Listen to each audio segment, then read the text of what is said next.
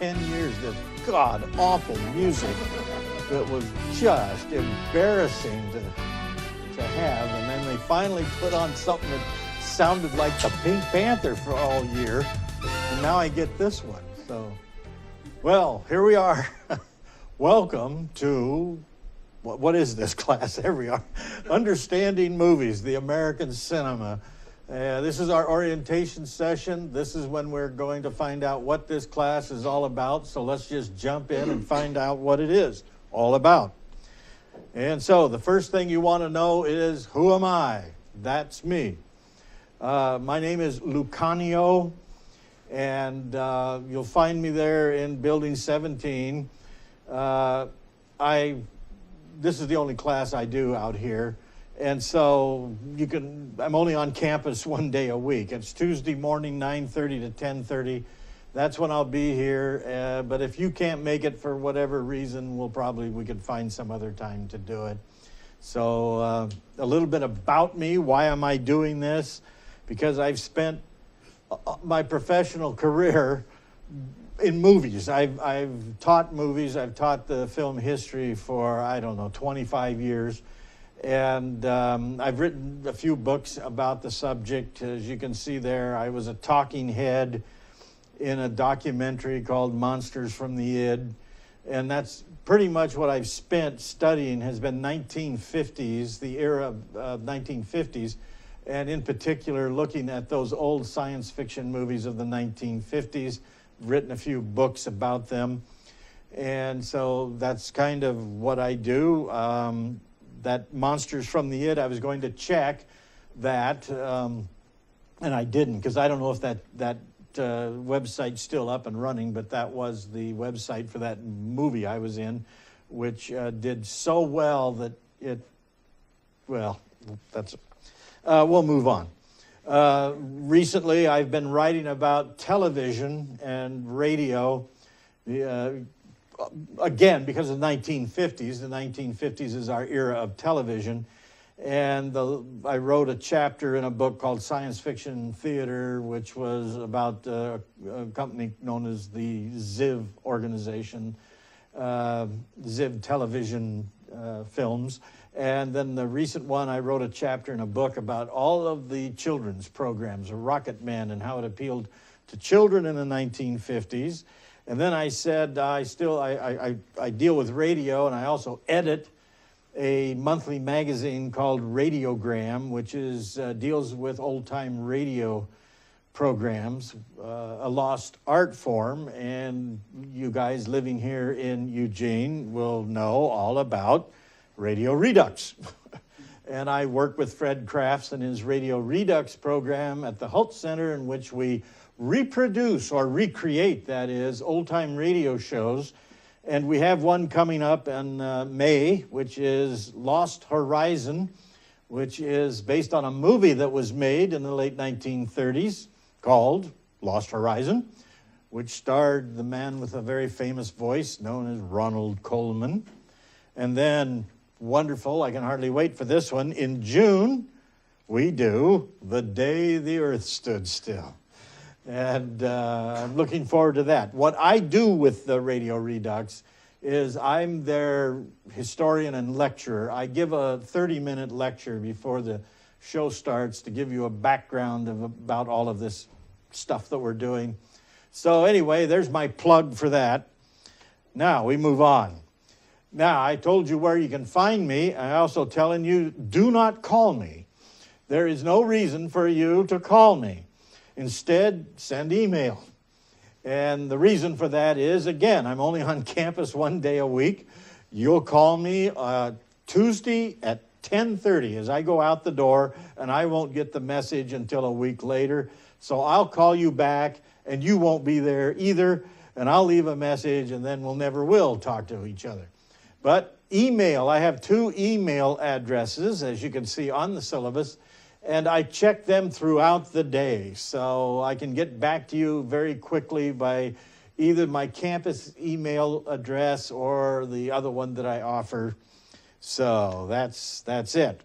So you will use email. You will use email. You will use email. Please, please. Okay, there is a book for this course. Now, the bottom line about the book is I don't care which edition you have. I don't even know what the current edition is. It's 5 or something like that, which of course the bookstore has. If it orders, it's got to get the latest edition. But they do accept older editions, or you can find older editions online or Smith Family or someplace, that's fine. The only difference, and it's a minor difference, the video series that you're going to watch is about 10 years old. Probably a little longer, a little older than that, probably approaching 20 maybe. The theories, the notions behind what they're talking about, that has not changed, okay? So the book, which was written by John Belton, was a book that was written to accompany this series. So they complement each other. The newer versions of the book, they just bring the films up to date. The notions don't change. The ideas behind the films don't change. What has changed is he just talks about current films. Okay, that's the only difference. I try not to bring in too many current films for that basic reason. If we're going to talk about an example of what something is done, we'll talk about what the video series talked about. You, being intelligent, wise students, of course, you can then adapt that to current films as you see them. So that's the deal about the book. With that book, again, it doesn't make any difference which edition you get. And I do have to say this, because always these authors always do this, and get, brainstorm idea and say, well, I think I'm going to move this, shift it over here. So the chapters aren't going to be exactly the same either, because he's going to alter that a bit. But you'll be able to figure that out. So don't panic if you have this brand new edition that nobody's ever heard of yet, including the instructor, and because they never send me an edition of the book. I remember I was using this thing, the 3rd edition. I put all the chapters, all the readings in my syllabus, and here comes all these students and saying, what do you mean this? I can't find this anywhere. I'd open it up and say, where'd you get this book? Oh, well, in reality, I said, well, just adapt it. Check for it. So when it talks about what classical Hollywood is, check the chapter, whether it's chapter 1 or 101 or whatever, check it to see what classic Hollywood, where you'll find classic Hollywood. All right, moving on. What is this course about? It is very much an introductory course. There's no question about that. And I use their terminology here, even though I might argue with the way it's stated. But it is an introductory course that brings Hollywood filmmaking into, they like to use the term, clear focus, as first an art form. I don't have to tell you anything more than that. Since you guys are enrolled in college, you've already been programmed to say, well, it's an art form, okay? It's also an economic force. Now, I combine those two. I tell all of my classes, no matter what it is, whether it's a 400 level or a graduate level or it's a beginning class in film, and especially with American film, we have to begin with this basic premise, and that is this, that a Hollywood film, the Hollywood movies, remember it is called the film industry. And what that means is it is a business first. They don't care about art. They'll tell you that. They'll tell you that they make beautiful art. It's called motion picture arts and sciences. But the bottom line is a movie is made to make money and to make lots and lots and lots of money. So I have to be cynical about that, and I have to say up front, for us to recognize what's going on, it is a business first. They produce films. As a matter of fact, lots of films don't even get made until they do market research to see if there is an audience out there to watch this type of film. Now, having said that, I add this. That does not negate art. It may be the purpose for that movie is to make money, but when making it, some very interesting choices are made, and we look at those movies, and we can talk about those movies, and as such, it becomes an art form. Okay, what we do is we just simply reverse that and just say, I understand, Hollywood film is there to make money. It's a business. But as I look at these films and I can say, you know, this particular movie says something in a very interesting way, and I can talk about it. Okay, now we're talking about an art form. Now we're talking about an aesthetic force there. And then we'll say, yeah, so what? It's making money. That's fine. But as we look at this film, we can say these things about it. Remember, the bottom line, the first thing you're going to do when you talk about a movie is you just say, look, this thing has something to say, and it says it this way. That's the beginnings of that's your first lesson in aesthetics. This movie has something to say, and it says it this way. Okay, and we can do that with all films, whether that film is a Hollywood film, whether that film is a British film, a French film, if that film is even made in your backyard. We can say it has something to say, and it says it this way. And in some cases, that movie that's made in your backyard has more to say than that movie that was made in Hollywood with $100 billion behind it. And thirdly, it's a system of representation and communication. What that means is it's talking about us. It's a cultural phenomenon. Movies tell us about who we are. And in many cases, in recent years, if you look at a lot of current movies, oh my gosh, I hope that's not us. But it talks about who, what, where, when, and all that kind of stuff about who we are as a culture. Also, the American cinema probes the deeper meanings, that's their term again, the deeper meanings of American movies with regard to hidden message of genres. You'll understand, when you start watching the videos and you see when they talk about genre, you'll know what they're getting at there when they say the hidden message of genre. The social and psychological effects of style. That is, how does the style, the way they make the film, how does that really affect us? It's like me. Look, I'm old. There's no question about that. I grew up in an era when a handheld camera was used very conservatively. And usually the implication of a handheld camera was limited to immediacy. And the idea that we are now involved in the film, that is part of us. Okay, it's like we have crossed that invisible fourth wall and have gone into the film. And that's what that handheld business is. Today, they love handheld, especially television. Television can make you sick if you watch TV shows because they're always got this thing moving around. But they have a new, in film, you also, to move your camera, involved a lot of work. You had to put it on that dolly, and you had to move that camera around on tracks. And now they have steady cams, which they hold with one finger and walk around, getting your picture. What do filmmakers do? It's a gimmick. It's fun. So they start overusing it. So you start seeing movement all the time. How does that affect us? How does that, how does that kind of style, what is that telling us? They'll answer that. The mutual influence of society and popular culture. That's a typical question. Do the movies, do they tell us how to live our lives? Do we model ourselves after what happens in the movies? Or do the movies simply reflect what is going on in society? That's the age-old question, especially as it refers to violence. Okay, do the movies teach us to be violent? Or do movies just simply reflect the violence that's in society? And there's only one answer.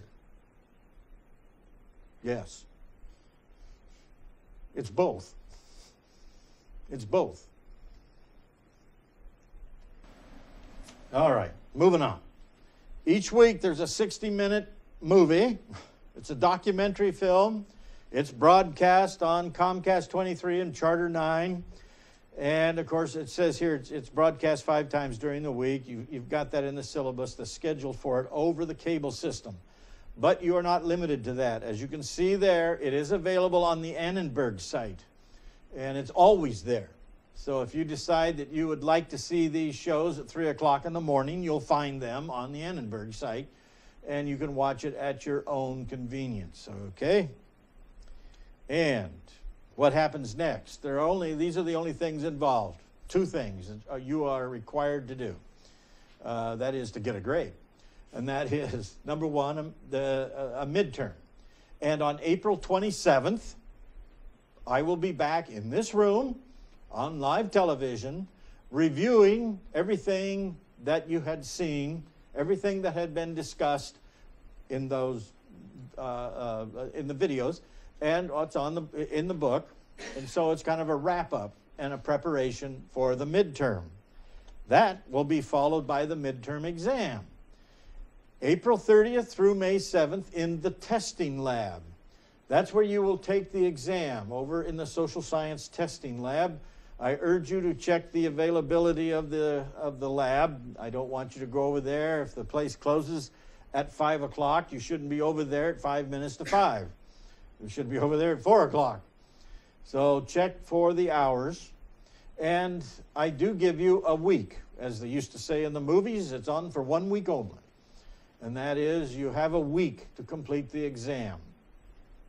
Then I will see you again on the final review, June 1st, in this building again. And let me emphasize this, you do not have to show up in person for this, because you will be able to see it on television. That is the cable system. We're on TV live right now, so you can watch it that way. Or it is recorded, and it will be put online where you can see it the next day. Usually it's made available. And it is also being streamed. Now, I don't have that address, but we'll find it somewhere where you'll be able to see it online. And then the final exam occurs June 1st, or June 4th, through June 11, again in the testing lab. So make sure and check the availability of the testing lab to get in there and take the final exam. I always urge people to take it early, because then you get to relax a bit. But that's not all. So what do we do? Okay, this is what you do. First of all, because of the crazy way, I don't know what it is, but you have to check in to make sure that you're in this class legally. So I give you this LCC FBI warning. And that is, you've got to check in. Get online to Moodle. Moodle and I are not friends, but it's the easiest way to do it. Get into Moodle. There is a little thing that you got to do. It's really all about, well, I do read them because I have to check on you anyway to make sure you're in the class.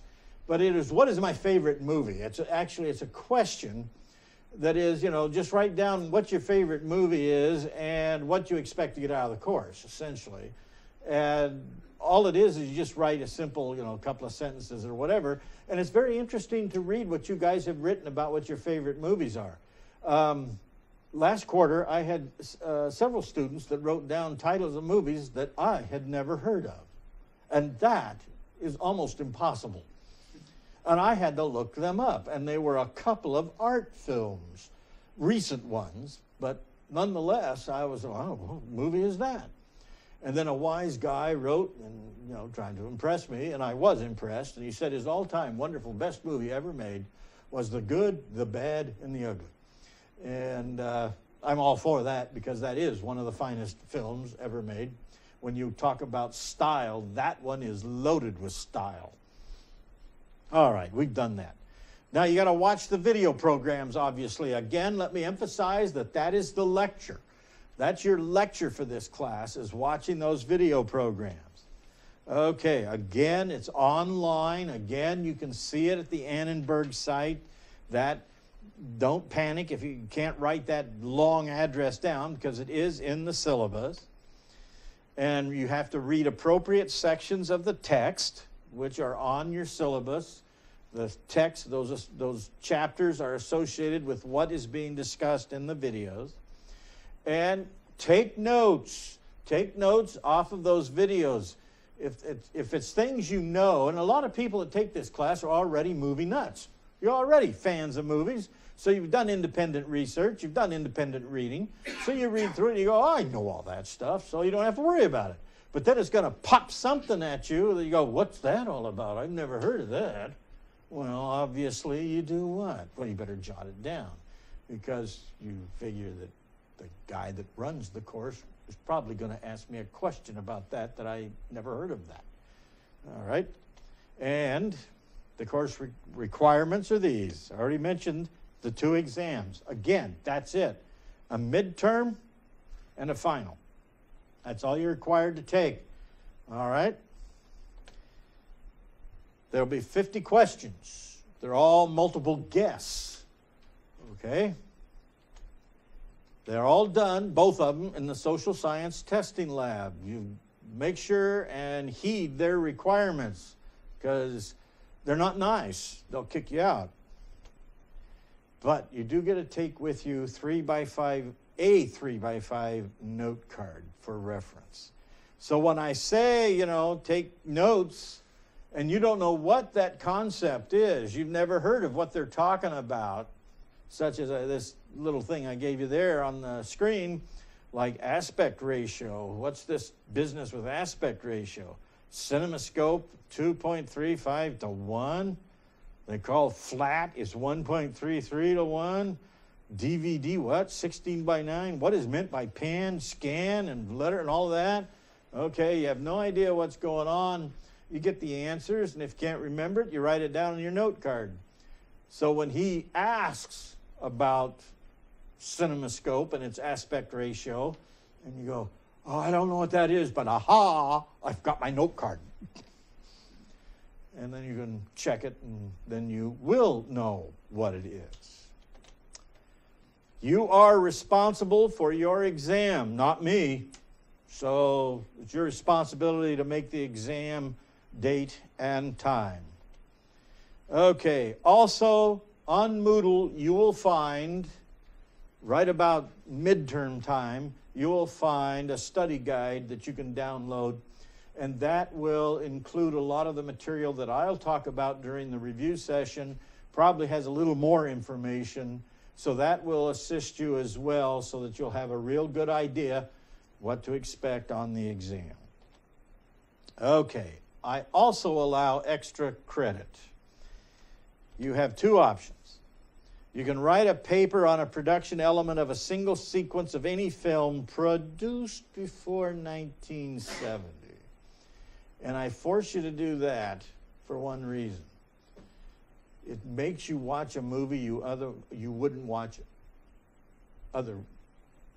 What I'm trying to say is, it forces you to watch a movie that you otherwise wouldn't watch.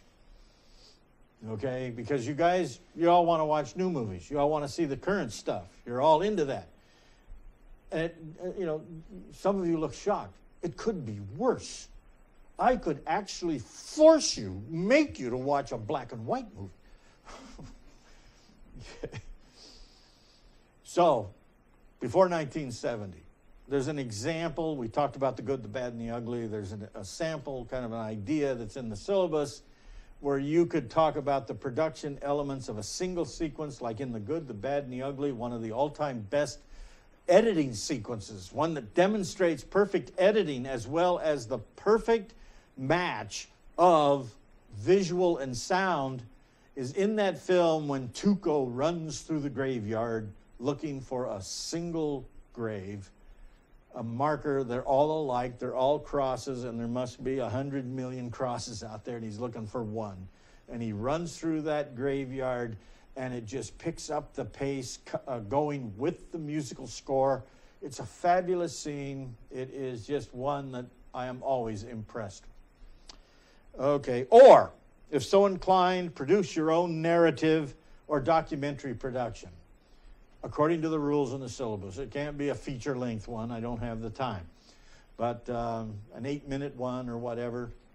But anyway, you'll see when you get to that. Details of all of that stuff are in the deluxe syllabus, available now on Moodle for download. What are we looking at? If you're confused, bewildered, rattled, depressed, and desperate, so am I. But if you are all of that, stop by my office and we'll try to work it out.